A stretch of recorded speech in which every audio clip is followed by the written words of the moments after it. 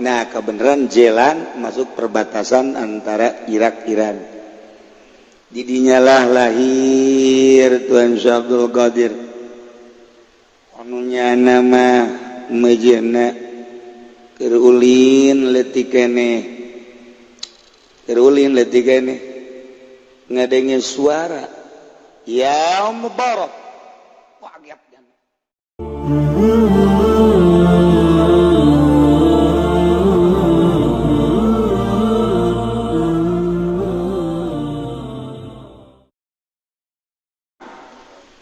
Lamun maca Quran gagarak mim ba'd. Tapi ieu mah babacaanna keur carita babacaanahu amma ba'du. Ulah dipaksakeun nama ba'd. Lamun eta kompetisi coret merah. Aya kiai aya amma ba'd coret merah.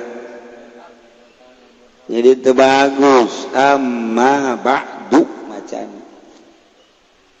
Itulah diatur ku ahli bilagah likulli magol wa likulli midan rijal. Tiap makom aya makolna. Jadi orang makomna ieu mah makomnahu amma ba'du. Henteu cenah kula mah deuk amma ba'd bae atuh sabodo sia ngancak masyarakat nu nyaho kiai bodoh. Mantan geus kitu teu maju. Bodoh lantaran kudu amma ba'du amma ba'd. Emang salah sok sia mah sok aju hayang disesuaikeun sungut na meureun sia mah. Padahal ge likulli maqam magol. Salah mah dengan kurang pas. Kurang pas. Jadi henteu nyekruk. Lamun mur nomor 12 atuh kudu 12 deui. Lamun mur 12 dibere 13 logor. Logor. Abi brojak ge embungeun logor.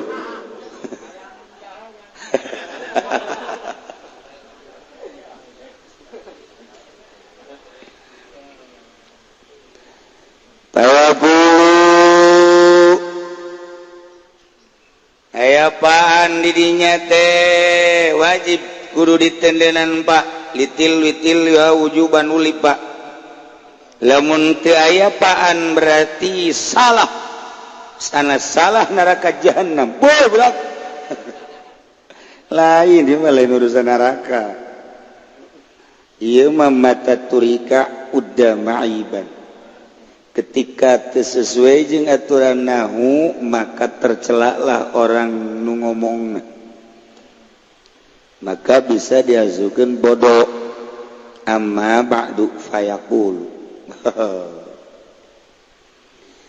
Bakal nyarita seorang rajaning wali dengan gelar Gausul Azam, gelar Kutubur Rabbani.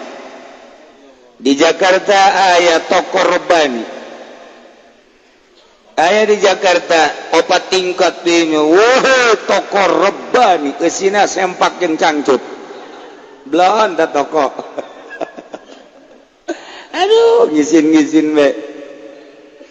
Wara mewah tokohna itu tokoh Rabbani. Teu kira-kira budak nyeun tokoh. Masya Allah, barang asup ka jero urang gambarna gambal aya. Wal haikalus somadani gelar-gelar unggul. Wal kindilul lami'un nurani. Sultanul awliya wal arifin. Burhanul asfiya wal wasilin. Bazullahil ashab. Maulana wa sayyiduna wa qudwatuna ilallah ta'ala. Al-hasibun nasibus syarif. As-Sayyidul Syekh Muhyiddin Abdul Qadir Al-Jailani Al-Hasaniyul Husaini ditinjau ti Bapak Hasan ti Ibu Husain Qaddasallahu sirrahul aziz. Mandak cek Syekh Fadil lebih bagus membaca radhiyallahu an dibandingkan Qaddasallahu sirrah waktu keur ngaji di dieu. Lamun urang ningali dina kitab fatawi kurang bagus. jadinya melihat satu sisi lain kernya ngaletikan lain kernyalakan kurang perbandingan tetap jang gelar wali radhiyallahu an lebih bagus qaddasallahu sirrahul aziz tunggal kitab nyana hampir nyalakan ka qaddasallahu sirrahul takset kurang simpati ku Allah dikitukeun bab kurang rob artina kurang ningali fatwa ulama ahli Allah ketika ulama baheula di zaman Ibnu Hajar ngarumuskeun tentang bagusan qaddasallahu atau radhiyallahu untuk julukan wali Allah dikeluarkeunlah hujah-hujah jeung dalil-dalil argumentasi nu pohara tetap nur rajih unggulan kene qaddasallahu sirrahul aziz wa nawwara dharihahu syarif dasan mantak tiba heula qaddasa geri geus didiskusikeun baheula kula inget bae ketika nyana ka dieu nyana nyarita lebih bagus radhiyallahu an oh ceuk kula ieu kurang pati luak lieu teu masalah ngan kan geus dipatwakeun geus didiskusikeun lain sepangkat urang nu ngadiskusikeun sepangkat Ibnu Hajar Imam Romli jelema nu teu nyahoun kana hulu peda teu nyahoun ka jengkol urang mun ngomongna Hajar Habib Rozak mah teu percaya urang sebab naon atuh keur ngaji ge ngopi terus panjenengan ayo nu ngomongna ahli Allah salah radhiyallahu anhu dengan dibandingkeun sebab ahli Allah ieu mah ahli batin geus qaddasallahu sirrahul aziz cenah kan sahabat kunaon teu qaddasa sahabat leuwih qaddasa ngan nyana nu ditembongkeunana syariat gelar ulama radhiyallahu anhu gelar itu ulama Amiril Mukminin Khalifah Amiril Mukminin radhiyallahu sebab nu dijalankan secara zahir syariat ketika nu dijalankan nana batin qaddasallahu sirrahul aziz atau quddisa sirruh lain cakula Ibnu Hajar geus ngajelaskeun dina fatawi tinggal dituturkeun bae da cenah ku alaman deuk radhiyallahu anhu tuh kumaha sia bae bejaan ongkos sia Ibnul Imam Sayyidi Abi Shalih Musa Janki bapana Sayyid Abi Shalih Musa Janki dosat panjang orang menyaritakeun dosat aja Ibnul Imam Sayyid Abdullah Ibnul Imam Sayyid Yahya Zahid Ibnul Imam Sayyid Muhammad Ibnul Imam Sayyid Daud Ibnul Imam Sayyid Musa Ibnul Imam Sayyid Abdullah Ibnul Imam Sayyid Musa Al-Jun Ibnul Imam Sayyid Abdullah Al-Mahdi Ibnul Imam Sayyid Al-Hasan Al-Musanna Ibnul Imam Al-Hammam Sayyid Al-Hasan Al-Sibti Ibnul Sayyidina wa Maulana Amiril Mu'minin Abil Hasanain Al-Imam Sayyidina Ali bin Abi Talib radhiyallahu anhum ajma'in etalah Tuan Syekh Abdul Qadir ditinjau tina turunan min jihatil ab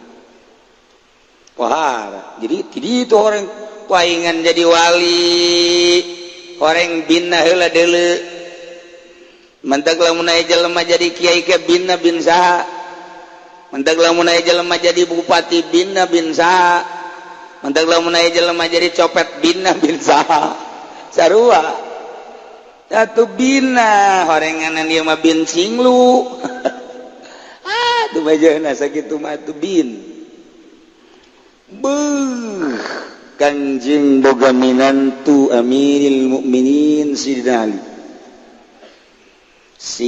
Ali teh boga anak Sidina Hasan boga anak Sayyid Hasan Al-Musanna boga anak dari Sayyid Abdullah Al-Mahdi boga anak de Sidina Musa Sid Musa Jun, boga anak Sid Abdullah, boga anak Sid Musa, boga anak Sid Daud, boga anak Sid Muhammad, boga anak Sid Yahya Zahid, boga anak Sid Abdullah, boga anak Sid Abi Shalih Musa Janji, boga anak Sayyidina Sayyid Syekh Muhyiddin Abdul Qadir Al-Jailan. Jailan eta jajahan Iran. Jadi orang Persia Iran. Mantap dibawa Jailani na kuari mautna di Baghdad. Jadinya nama masantren datang ke tebalik deui. Urang masa minggu sakali balik geus ngancem bae ka kolot. Awas ya minggu ieu teu dikiriman awas. Kolot diancem ku anak blon.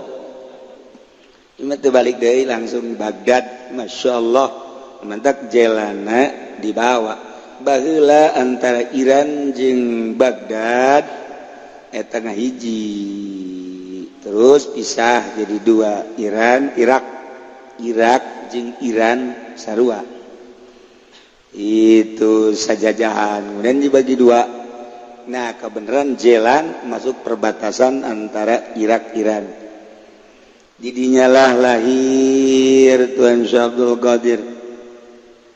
Anunya nama mejena kerulin leutik keneh. Kerulin leutik keneh. Ngadenge suara. Ya Mubarak. Kaget jan. Nyana keur leutik keneh sekitar umuran 5 tahun. 5 tahun genep tahun aya suara tepuguh timbana ya Mubarak Mubarak kaget jana lumpat ka imah kaget suara ya Mubarak lumpat ku sabab ku saking sieun-sieunan naik ka para barang di para blok para muka rarasaannya kadeleulah jelema keur wukuf di padang Arafah. Umur genep tahun geus bisa dedeulean gitu. Mata urang mah dedeulean teh kuntilanak. Pocong urang mah. Ieu mah deuleu blak geus dibukakeun hijab ku Allah bisa neuleun keur wukuf di padang Arafah. Kagetnya. Langsung turun bebeja ka emakna. Mak, aya naon? Ari weus kan diais ku emakna. Aya naon cing aya naon? Tadi ngadenge suara ya Mubarak. Kaget emakna. Ulah terus kaget sieun lumpat terus ka imah naik ka para ningali nu keur wukuf di padang Arafah. Diusap ku mana geus ulah loba omong cek mana. Geus aya pirasat makna ge bahwa ieu budak teh lain sambarangan. Urang ge nu jadi kolot teh ka anak lain-lain pirasat. Kamari anu bebeja ka dieu aduh yai cenah aya lain deui pirasat teh anak ieu. Kunaon duit kula leungitan bae cenah. Si firasat lain deui cenah. Minta cai bae cenah kiai hari bare cai. Sugan meureun urang baheula kitu kanu kolot. Heueuh cek yeun mah. Atuh sarua tah mah. Buah ragag moal jauh ti tangkang. Uyah moal teh kalu. Sok inget ka ieu we dongeng teh. Aya jelema jadi kuncen kuburan. Kunjen dijarahkan sugihnya ipang sugihna di lembur eta gara-gara nguncenan akhirnya nyana boga anak hiji-hijina dede jeung nyaah aduh nyana nganasehatan ka anak belajarnya ku abah dianterkeun ulah cara abah jadi kuncen ulahnya anak masing pinter ngaji jadi ulah jadi kuncen cara abah geus bae abah mah geus nasib beureun mohon atuh bah akhirna langsung dianterkeun baheula mah tuh naik begal himar dianterkeun masantren geus bae bapana balik deui. Pesantren di pesantren itu segitu jauhnya pepekelan segala loba teu betah nyana pindah tanpa bebeja deui ka bapana lah pindahlah nyana pindah dekat pesantren sejen ngan pas tengah-tengah antara pasantren nukunya anak dipindahan jeung nu dipindahan begal bae aduh jeung aya kendaraan hok jasa aduh jauh ka dieu begal diurusan benalah dikubur bae lah jeung dikubur ta begal sisi jalan kubur-kuburnya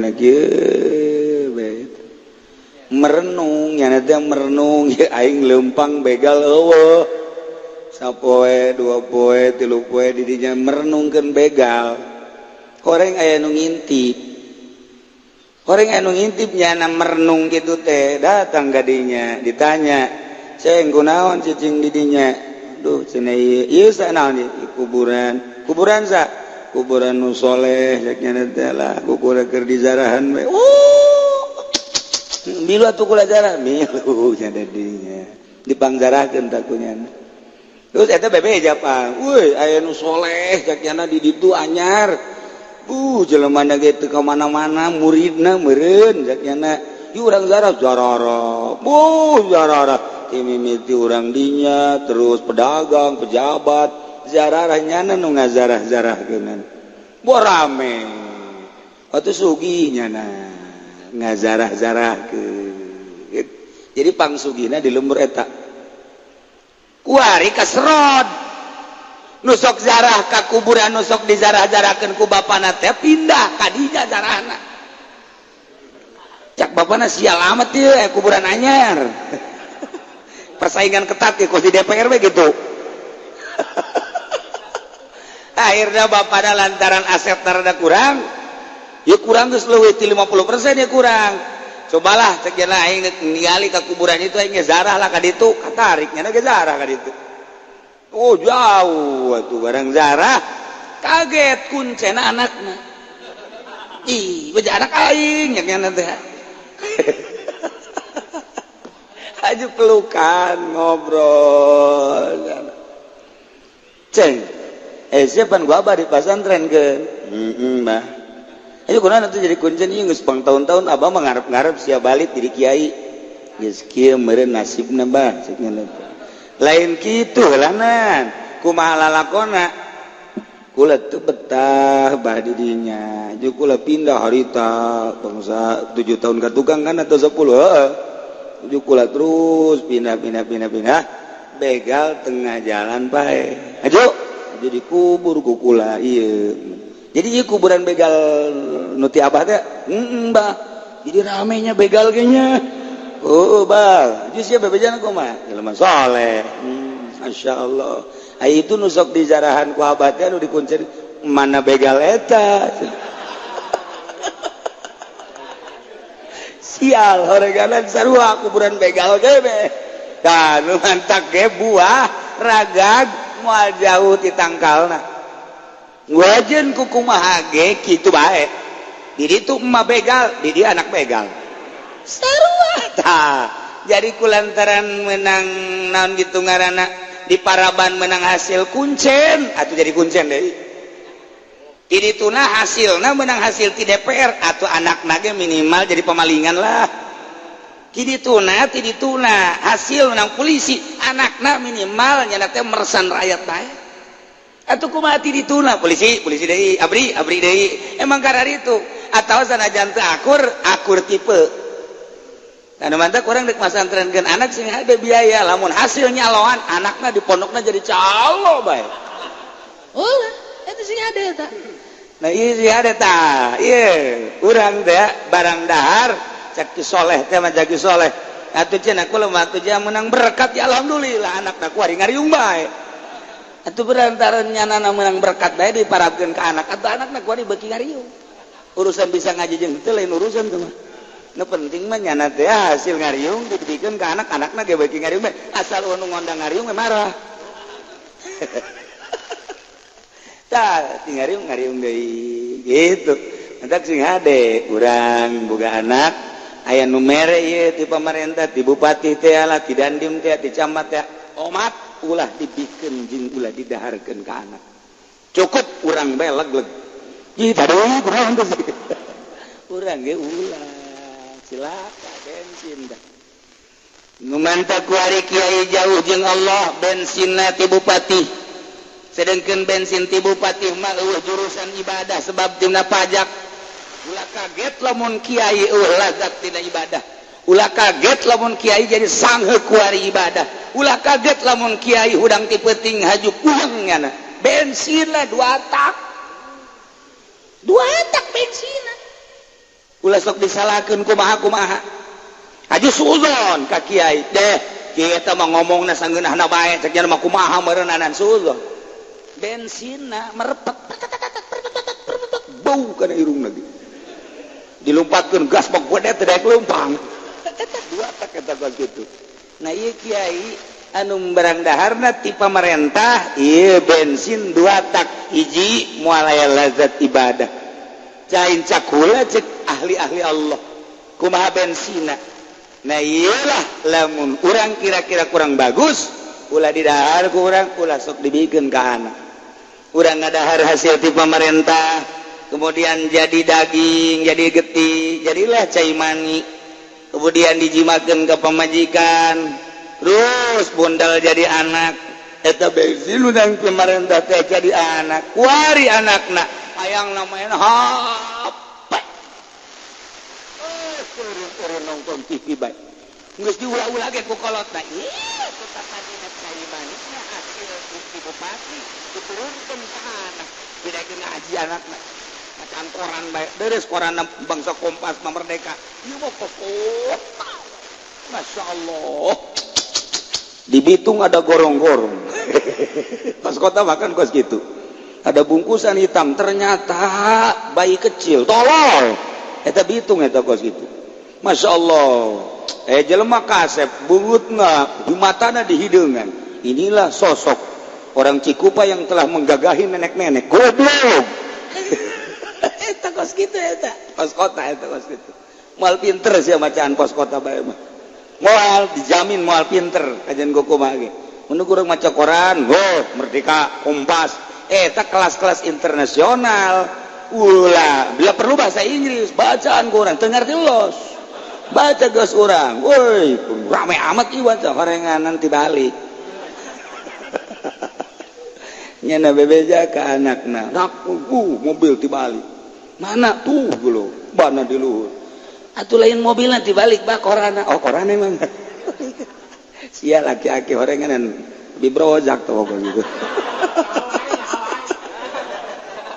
bodoh mah dibawa ke mana guys ya iya bapak nak konsen anak nak jadi konsen mejeuhna nah wa inna nasaba waliyati hadratis sidina wallahu a'lam bissawab